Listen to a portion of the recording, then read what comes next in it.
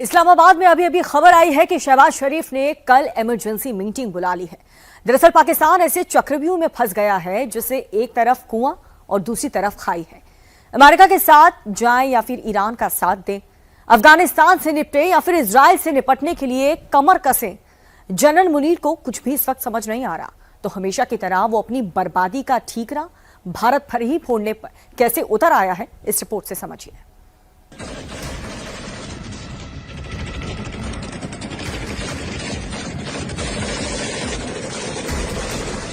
अफगानिस्तान की बंदूकों में पाकिस्तान भारत का बारूद तलाश रहा है।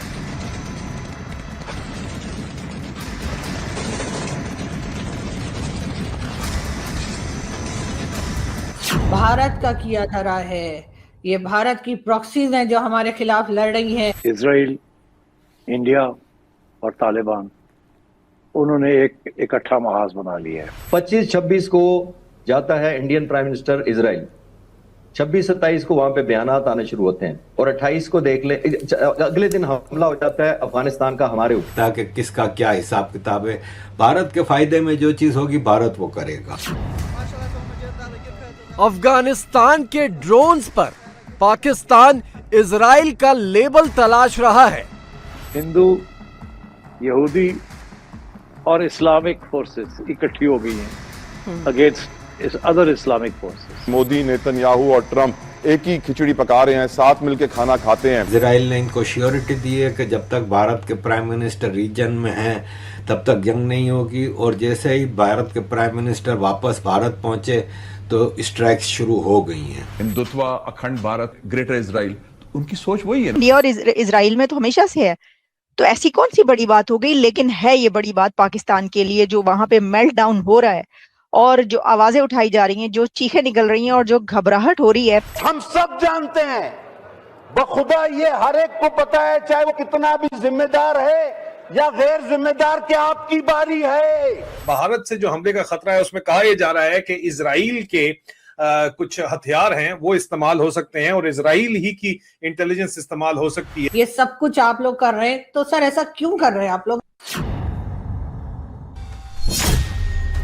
इजराइल, अफगानिस्तान और भारत और इनके बीच फंसा पाकिस्तान, वो पाकिस्तान जिसे भारत पहले ही पीट चुका है, अफगानिस्तान पीट रहा है और अब इजराइल पीटने वाला है। पाकिस्तान में यही रनिंग कमेंट्री है कि ईरान के बाद उसी का नंबर है। ईरान खुदा न खास्ता तेहरान फॉल करता है, अगली बारी पाकिस्तान की है खाकम बदहन। रेजिस्टेंस जीतेगी, ईरान जीतेगा। हुक्मरान लेट सकते हैं लेकिन आलम इस्लाम ईरान के साथ खड़ा है। They are the ones who are standing with the chosen ones. अगर आप ट्रेल चेक करें तो इराक को गिराया गया, लेबनान के ऊपर उनकी लीडरशिप को मारा गया, सीरिया के अंदर गिराया गया, रास्ता हमवार किया गया ईरान तक पहुंचने के लिए। और अब अगर ईरान खुदा न खास्ता तेहरान फॉल करता है तो आप उनके जो स्ट्रेटेजिस्ट हैं उनकी गुफ्तगू चेक कीजिए कि अगली बारी पाकिस्तान की है खाकम बदहन। सबसे ज्यादा दुख तो अपने मुल्क पे है, अपने मुल्क पे है। वो किधर है हमारा प्राइम मिनिस्टर जो 2 दफा उसको अवार्ड देता है? अब तो शर्म आ जाए, शर्म करे, अब तो डूब मरे। अभी भी कल उधर फोन कर रहा था, अरबों को फोन कर रहा था, शर्म उसको नहीं आती कि इधर फोन कर ले। ये तो निस्बत नाबूद होगा, मुल्क को भी डबोएगा।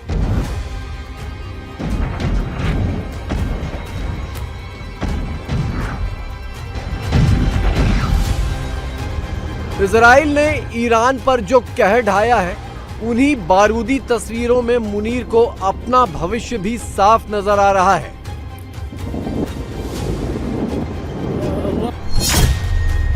पाकिस्तान में ये खौफ है कि इजराइल ने जिन बंकर बस्टर्स बमों का इस्तेमाल तेहरान में किया, वही बम रावलपिंडी और इस्लामाबाद में भी गिरेंगे, लेकिन गिराएगा भारत।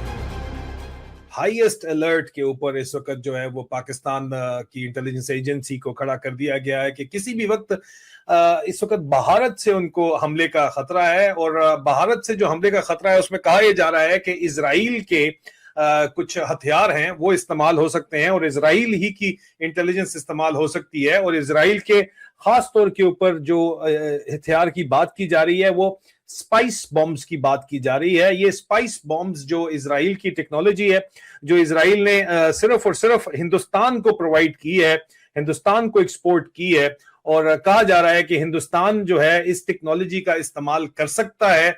ईरान के ऊपर जो हमला किया है इसराइल ने, जिसके अंदर खुमैनी को जो है वहां पे शहीद किया गया और उनकी पूरी की पूरी फैमिली को शहीद किया गया, उसके अंदर यही स्पाइस बंकर बस्टर जो मीडियम है वो बॉम्ब इस्तेमाल किए गए, जो कि इजराइल ने हिंदुस्तान के अलावा किसी को भी प्रोवाइड नहीं किए हैं। ये बात आप ज़हन के अंदर रख लीजिए। और इस चीज को देखते हुए ये एनालिसिस है पाकिस्तान की इंटेलिजेंस की, इजराइल इस वक्त ईरान को इतना बड़ा खतरा अपने लिए नहीं समझता जितना बड़ा खतरा पाकिस्तान को समझता है। और खासतौर के ऊपर हिंदुस्तान और इजराइल का जो इत्तेहाद है वो भी घूमता है पाकिस्तान के खिलाफ। फिलहाल तो पाकिस्तान को अकेला तालिबान मार रहा है।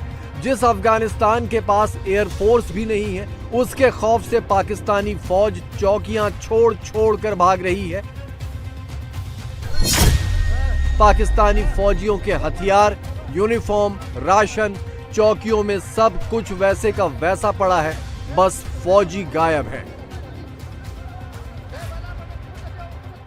इजराइल, इंडिया और तालिबान, उन्होंने एक इकट्ठा महाज बना लिया है।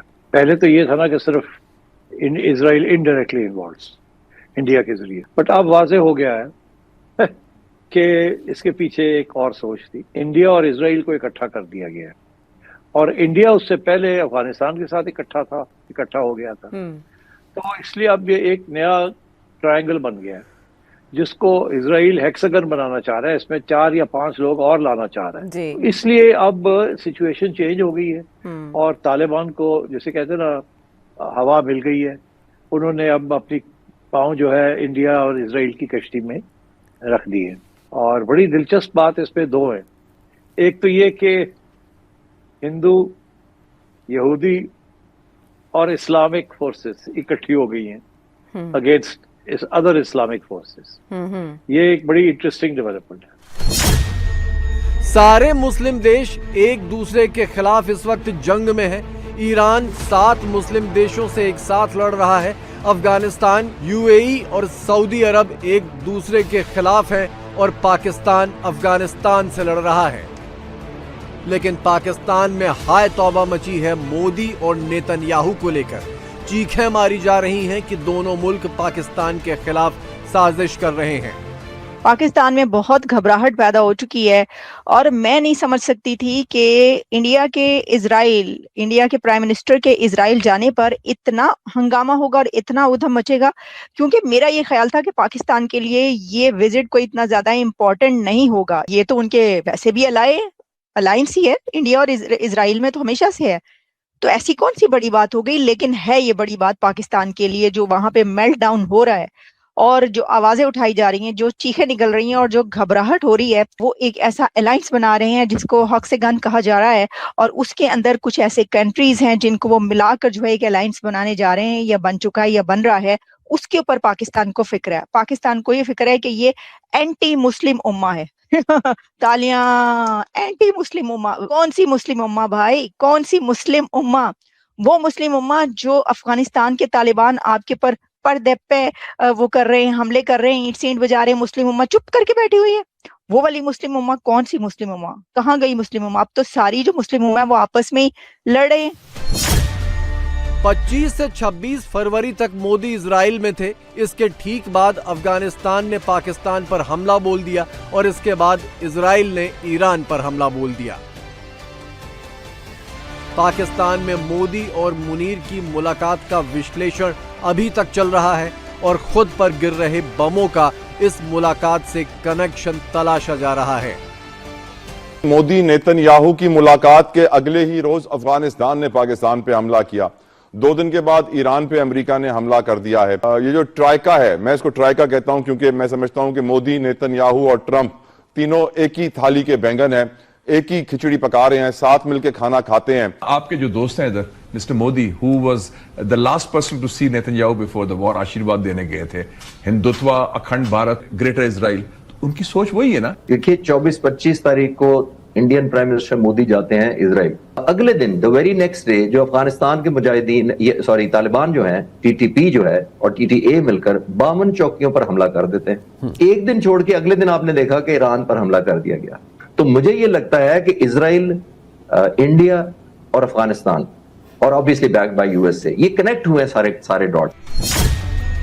अजीब बात यह है कि पाकिस्तान खुद इजराइल के साथ गाजा पीस बोर्ड में खड़ा है।